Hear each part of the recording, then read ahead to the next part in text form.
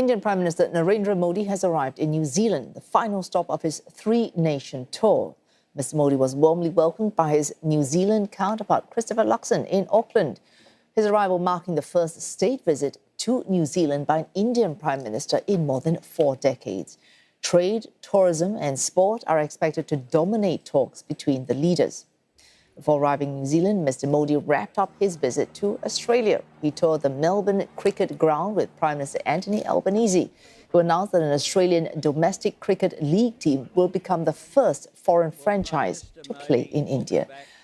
They signed a uranium supply agreement yesterday and agreed to deepen their cooperation in renewable energy, critical minerals and green hydrogen. And Ishan Garg is tracking this story for CNA, joins us live from New Delhi. Ishan, we just heard what Mr. Modi agreed to with Australia's Prime Minister yesterday. What should we be watching out for as he meets New Zealand's Prime Minister today?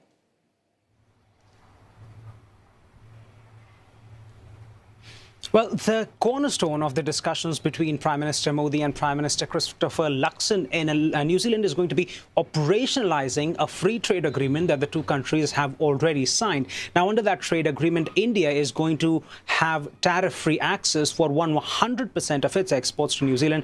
In return, New Zealand, to begin with, will get tariff-free access to 57% of its goods, and eventually that number could be ramped up to about 97% of New Zealand's products coming into India. Now, Christopher Luxon, the Prime Minister of New Zealand, has also talked about how he wants there to be a greater range of partnership between the two countries when it comes to services as well, and that's something that could be on the table.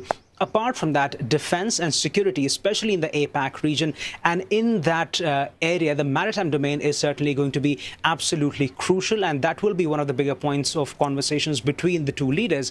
Christopher Luxon has also pointed out that there could be a possibility that India and New Zealand down the line they start cooperating in terms of intelligence sharing as well.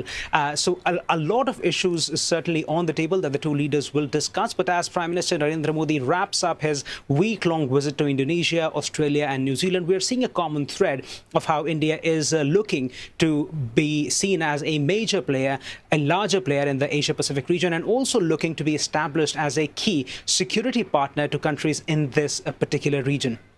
Well, thanks to Ishan Garg covering this story for CNA Live from Delhi.